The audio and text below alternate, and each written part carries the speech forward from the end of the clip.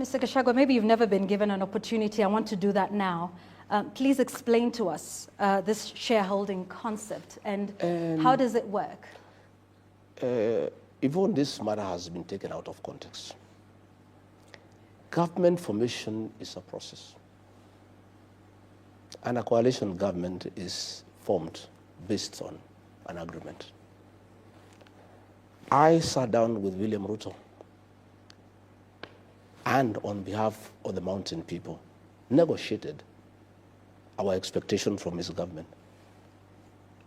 And he negotiated the votes he wanted from our region. And he did negotiate with me that he wanted 70% of our votes. And in exchange, he would give us 40% of the government. It was not written, it was a gentleman's agreement. He sat down with the people of Western Kenya. They were wiser than me. They demanded an agreement. He demanded 70% of their vote. They demanded 30% of government. He sat with Kingi from the coast, and Kingi demanded certain things that will be done when government is formed. I was simply following the honoring of that agreement, that what was promised and what was agreed on must be honored. And I was saying, you know, we made an agreement that we are investing in this government. And this is our expectation. And Yvonne, it is not that it is anything that I was coming out from the blue. It was an agreement that was negotiated, you know? And I was insisting that that agreement should be honored. Other people are not insisting on the honoring of that agreement.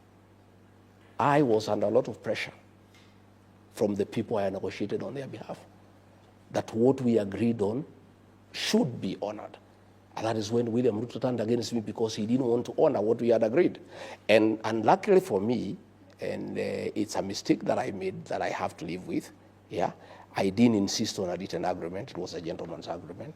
Nevertheless, even a verbal agreement in law is acceptable. Sorry, just so we understand, you say you negotiated on behalf of your people. Yes. What did you negotiate for? Ambaye alipanda atafanya nini? Simulipanda? Simuliamuka mapema? Mukasema mutaki kusikia mambo ya ile system na nini? Muka-invest, mukapanda, mukapalilia, mukaweka mbolea, mukamwagilia maji, wakati ya kuvuna ndio huu. Najua wengine wananikashifu ati mimi nasema ati wale walipanda wavune kwanza. Iko makosa? Iko makosa? Hata hao watavuna lakini wangoje. Si wale walipanda na wavune kwanza. Wakishavuna wavune ile tabaki kidogo, wale wakupanda waingie watafute huko nini ile tapatikana wachukue wakwende. Si iko namna hiyo? Just so we understand, you say you negotiated on behalf of your people. Yes. What did you negotiate for? Positions, development, roads, coffee reforms, tea reforms, you know, guaranteed minimum return. We did economic charters with President William Ruto, 4 counties in Kenya. And for the people that I represented, because he came to me because he wanted votes from my region. That is the truth. It was not that because he just loved me or he was my friend. It was quid pro quo, you know. Give me this, I give you this. And he said, Regadi, I want 70% of votes from the mountain. Can you deliver that? I said, yes, I can deliver. And I delivered 87%. And I said, I expect the following. I negotiated ministries of interior, finance, agriculture, water, lands, attorney general, trade. I negotiated all those agreements, you know? And where we started having problems is when he started taking away what we had negotiated. He took away finance. I had negotiated finance, he gave to Professor Ndungu. He took it away and gave it to John Mbadi. I had negotiated interior, I had negotiated trade, I had negotiated that and that. Because Vaughan, and that is where many people probably fight like... Although John Mbadi came after you. No, I'm just saying along the way. Okay. That agreement still stands, whether I'm there or not. Is because I negotiated on behalf of our people who voted. All right. And then they delivered. They gave him 7% of the votes. So they honored part of the agreement because the agreement was 70%. So this was on behalf of the people of Mount Kenya? Yes, yes, yes. we don't hear much of the complaints from the people of Mount Kenya about whatever these agreements that were not made. You wouldn't know. Why is there a rebellion in that mountain? That is the issue. It's only that I speak out. Other leaders don't speak out because they have been compromised. I speak out. And why do I speak out, Yvonne? Because I'm the one who entered the agreement on their behalf. I am the one who is taken to task, yeah, by the population. You came and promised us. You told us we vote for this man. Yeah, we are going to have coffee reforms. We are going to have tea reforms. We are going to fight alcohol. Yeah. We are going to do ABCD. We are going to improve the environment for business. Now, things have turned upside down. We are being overtaxed. We are being levied too many taxes. You misled us. So what I was doing is responding from the pressure from the people on whose behalf I negotiated with William Ruto. But I took it up with him. Yeah, but what you're saying, I suppose, is perhaps what we've always understood, that our political patterns and our voting patterns are tribal. Let me tell you, Yvonne, it's not tribal. It's coalitions are coalitions. No, but you said, when there was an agreement that was made with you on behalf of the people of Mount Kenya, with Amason Kingi on behalf of the people from his region. So you're making this tacit admission now as former Deputy President of the Republic and a party leader that our voting and our political patterns are based along tribal lines. Coalitions are formed by regional blocks. Okay. And William Ruto sought me out and my people. He sought Kingi, he sought Wetangula and Musalia.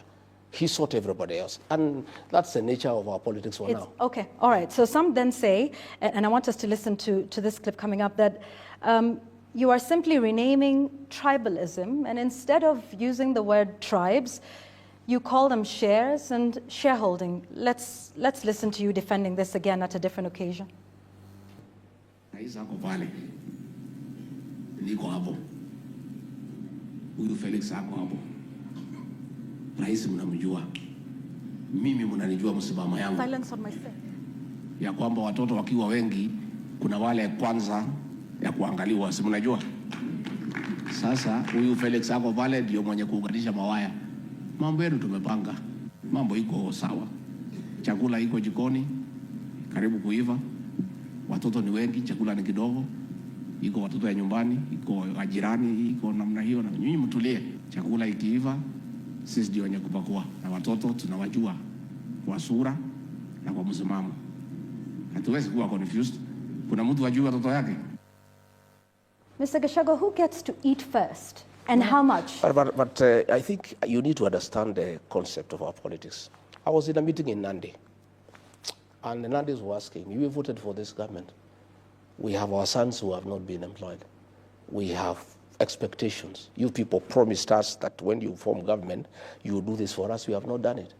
My work as a leader is to assure them. That's what I was saying. Relax. We are still working on it. We know you. We know your support. We know you by name. We know you by face. But you were creating rank. So, Mr. Gachagua, is it your belief today that the people who vote for a particular leader should be first in line for development projects, and the ones who don't vote for them do not get anything or get the scraps? I don't believe in that. I don't believe in that. I believe that... That's what you're saying in that clip. Far from it. You are not interpreting the context. They were talking about placements. And I was saying, please, things are still being worked out. Relax. We know you. We know where you are. So is placement based on those that vote? Not necessarily. Because it's the same thing you said. You asked for specific ministries. But those would it not be the person that is most qualified or merits that position? Or is it still meritocracy? Basically, the people that voted? It is still meritocracy. Chance for every Kenyan. All right. In that regional balance, how many ministries are you going to get per your agreement? In terms of? You mentioned that there was the Ministry of Interior, the Ministry of Finance.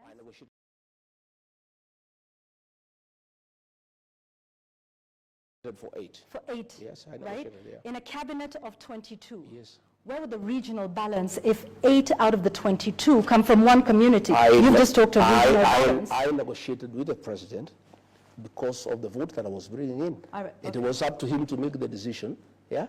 Well, it's up to the both of you. Weren't you president and deputy president are the ones who sit down and craft the government? He is the appointing authority. Oh, so now you're saying it's his issue to ensure regional balance and not yours? As long as you get your 8 out of 22? It's still the same thing. When Raila Odinga came, he negotiated for 4 positions for him to support William Ruto. I'm sitting with Mr. Gachagua. No, but I am saying it is not that it is any different for anybody. It is what happens in this country.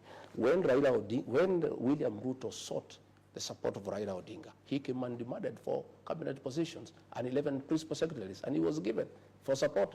Even us, to give William Ruto support, we demanded certain things. And it was upon him to evaluate, take it or leave it. You know? And now that you're out of government, is this a concept that you still believe in, Mr. Gachagua? In terms of? Shareholding? I am not talking about shareholding in terms of being discriminatory.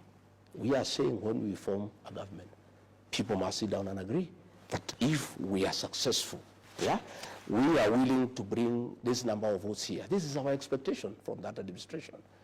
It happens all over the world. People must negotiate. And it's only that I was a tough negotiator, and why people thought probably I'm tribal or I am too much is because I was insisting to get what I negotiated for, and I was being shortchanged. And I was saying, no, I don't want to be shortchanged. I must get what I negotiated for, because on my part, I delivered what I promised. Let's move to some more recent developments now, and back to your trip to the